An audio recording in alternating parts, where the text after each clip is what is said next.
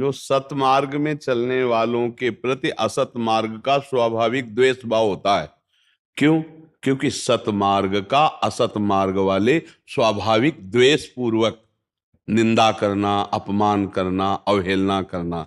और आप में उनमें यही अंतर है कि वो आपकी निंदा करेंगे और आप उनके विषय में ना कुछ बड़ाई और ना कुछ निंदा, शांत गंभीर रहेंगे, तो आपकी उन्नति होती जाएगी।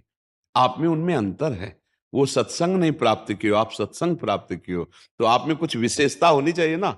यही विशेषता, आप उनकी बातों को सहन करें, ना निंदा करें और ना विरोध करें। निंदा करेंगे तो भी ठीक नहीं रहेगा, कि खुद तो गंदे आचरण करता है, ऐसा ऐसा हमारी निंदा करता है, ऐसा, तो वो आपको विक्षेप पहुंच जाएगा, आपकी हानि। आप मुस्कुरा के शांत अपने जनों को जरूर सपोर्ट कीजिए कि आप खुद समझते हैं कि अच्छा क्या है और बुरा क्या है। यदि आपको ऐसा लगता है कि मैं आपको बुरा सिखा रहा हूं, तो आपको जहां अच्छा लगे, आपकी जहां उन्नति हो, आप जा सकते हैं। अगर आपको ऐसा लगता है कि हम असत मार्ग से हटाकर सतमार्ग में चला रहे हैं, तो फिर आप किसी की बात सुनो मती। तो देखो, ये सत्य का विरोध करने वाले तो मिलेंगे। अगर आप सोचो कि अच्छे मार्ग का विरोध नहीं होगा, सब अच्छा मार्ग स्वीकार कर लेंगे, तो सुधर न जाए सब।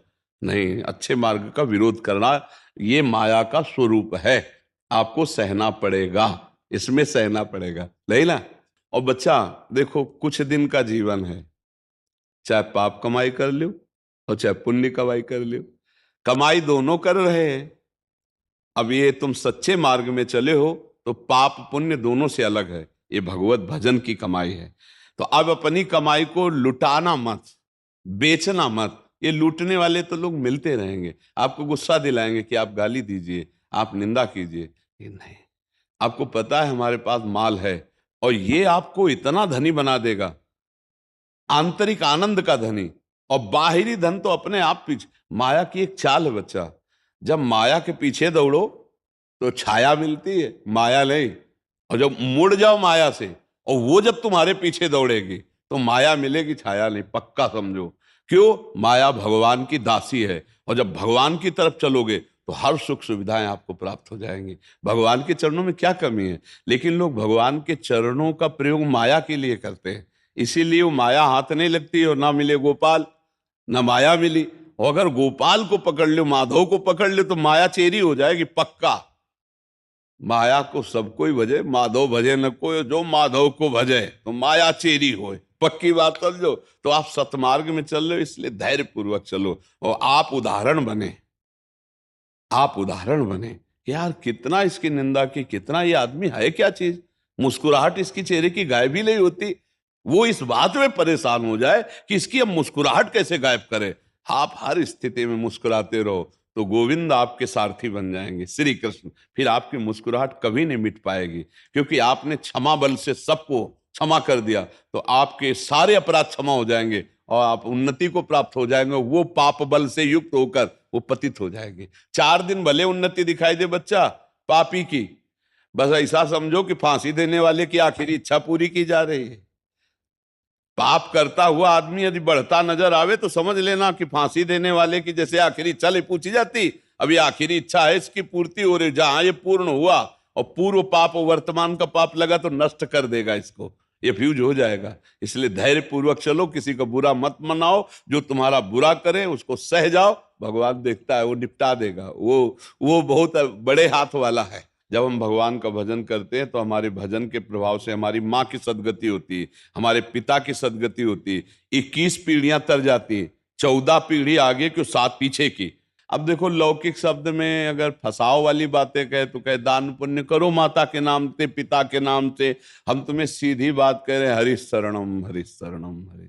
हे भगवान, मैं आपकी शरण में हूं, श्री कृष्ण गोविंद, राधा राधा राधा, राम कृष्ण हरि।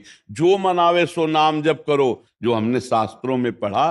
भगवान श्री कृष्ण कहते हैं, जो मेरी भक्ति करता है, मेरा नाम जप करता है, उसे मैं सारे ऋणों से मुक्त कर देता हूं।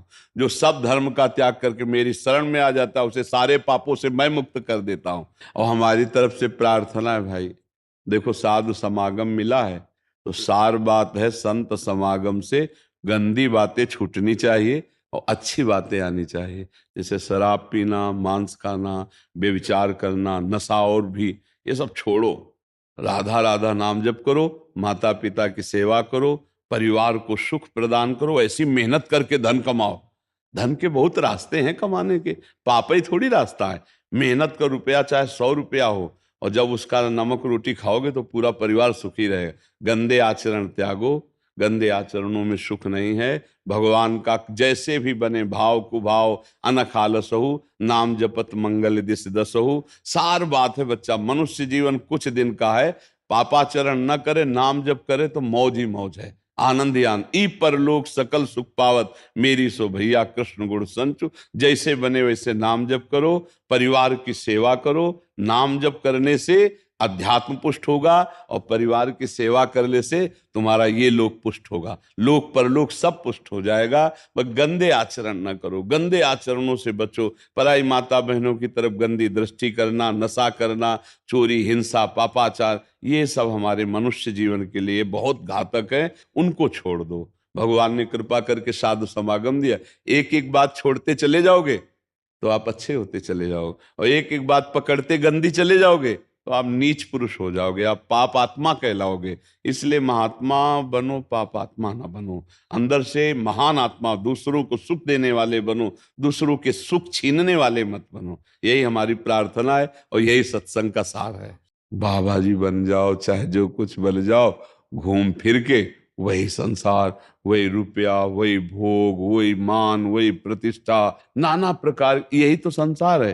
कंचन कामिनी कीर्ति घूमकर, धन्य भाग है कि आप गृहस्थ में रहते हुए, नौजवान होते हुए, अपने दोषों का त्याग करके नाम जप करते हुए संसार में रुचि हो रही।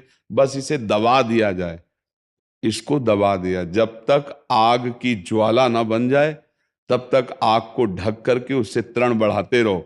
ज्वाला बन गया कोई बुझा नहीं पाएगा। और छोटी सी अभी चिंगारी है, और काम क्रोध लोभ मोह आदि जो है ना, बड़े भारी शत्रु हैं, ये बुझा सकते हैं। भजन के भाव को छुपाओ और शांत रहो, और सबके साथ व्यवहार वैसे करो जैसे संसारिक आदमी।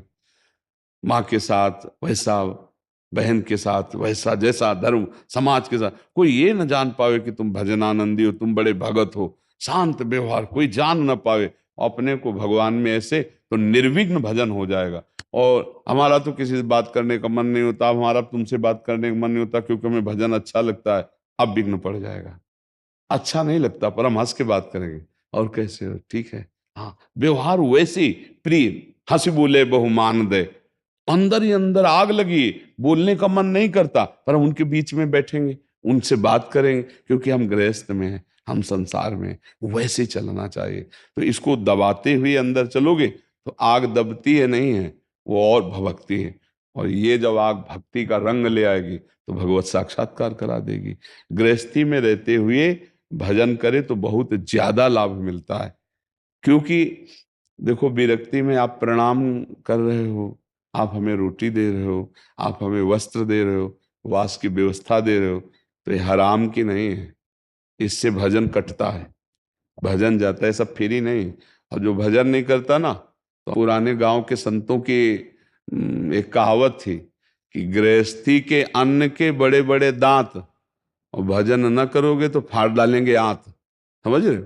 भजन करो, डट के तपस्या करो, उसका हिस्सा जाएगा।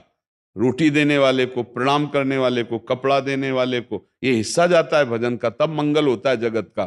तो अब सोचो, इतना भजन करो कि उनका हिस्सा भी चला जाए, और अब राजा को भी जाता है। जैसे हम जिस राजा के राज्य में रह रहे हैं तो उसको भी भजन का हिस्सा जाता है। ऐसे थोड़ी आप गृहस्थी में हो तो कर देते हो ना भाई, मकान का कर, बिजली का कर, पानी का कर, सब देते हो ना। तो हम क्या कर देते हैं? हमारा कर है भजन, हमारा भजन कटता है। राजा को जाता है, प्रजा को जाता है, जो हमारी सेवा करता है, जो हमको दान देता है, जो हमें वस्त्र देता है, जो हमें वास की व्यवस्था की है, ये सब जाता है। अब अगर भजन नहीं है तो ये सब कर्जा चढ़ा ना, तो दुर्गति नहीं होगी। हराम का थोड़ी प्रकृति में, कुछ भी हराम का नहीं। एक बल्ब भी जलाओगे तो उसका पैसा लगेगा आपको। तो ऐसे ही, ये नहीं कि बढ़िया बिजली हो, बढ़िया सो कपड़ा हो, बढ़िया सोफा, तो ये ठीक है, तुम्हारे पुण्य से कट रहा हो। जिस दिन पुण्य खत्म हुआ उस दिन दुर्गति हो जाएगी। हिसाब किताब है। अच्छा, गृहस्थी में क्या है? आप मेहनत कर रहे हो, आप भी पा रहे हो, औरों को पवा रहे हो, और भजन कर रहे हो। ना कोई प्रणाम कर रहा है, ना कोई जान पा रहा है, तो आपका माल पूरा का पूरा बचा हुआ है और आप और इकट्ठा कर रहे हैं। प्रणाम संत भगवान, अपने को छोटा समझ रहे हैं, उनको भगवान समझ रहे हैं, उनको वस्त्र दे रहे हैं, भोजन दे रहे हैं, तो माला माल हो गए। इसीलिए गृहस्थ धर्म सबसे बड़ा धर्म है, क्योंकि वहीं से तो विरक्त पैदा हुए हैं। विरक्त पैदा कहाँ हुए? वहीं से हुए हैं। और पल पोष कहां से रहे? वहीं से तो पल पोष रहे। बहुत बड़ी, हाँ, जल्दी प्राप्ति होती है, क्योंकि वो स्वयं कमा करके दूसरों को सुख देता है और अपने भजन को बचाता है, भजन को बचाता। अच्छा, अगर कहीं उल्टा सीधा पैर पड़ जाए इस मार्ग में, तो की हुई सब कमाई गंवाई, मिनट में गंवाई, वर्षों की कमाई मिनट में गंवाई। ये ऐसा खेल है। अच्छा, गृहस्थी में है, काम आया तो धर्म पत्नी है, मोह है तो पुत्र परिवार है, मतलब गिरोगे नहीं, रास्ता है वहां। और इसमें तो केवल गिरना ही गिरना है। अगर चूक हो गई और निकल गया तो सतरत सतरत साल लोकांतर, लाखों का कल्याण कर देगा। ये मार्ग ऐसा है। तो गृहस्थी में आप जैसे इस वेश में बहुत बढ़िया, पर अपने को छुपा के, कोई जान न पावे कि आप भजनानंदी हो, नहीं तो विघ्न पड़ने लगेंगे। आपको पता है, ये सबको चलने लगे कि आपकी जेब में 10-5 लाख बिल्कुल कैश पड़े हैं, तो निकलना मुश्किल हो जाएगा। ले, तो ऐसे ही काम क्रोध लोभ मोह मद मत्सर तत्काल टैक्स शुरू कर देंगे कि आप हमारे प्रश्न का उत्तर दीजिए, पहले काम विजयी बनिए, क्रोध विजयी बनिए, फिर बड़ा मुश्किल बन, और छुप के निकल जाओ, कोई प्रश्न करता नहीं। तो गृहस्थी में बड़ा छुप के निकलना होता है। विरक्ति में क्या, चैलेंज दे के निकलना है। जो विरक्त मार्ग में, भगवत मार्ग, इसमें चैलेंज है। भगवान के बल से तुम परास्त करके दिखाओ, हम जा रहे हैं, चौड़े में जा रहे हैं, क्योंकि खुला सब बाना है ना, भजन का खुला शेर का बाना है, आओ हमें परास्त करो।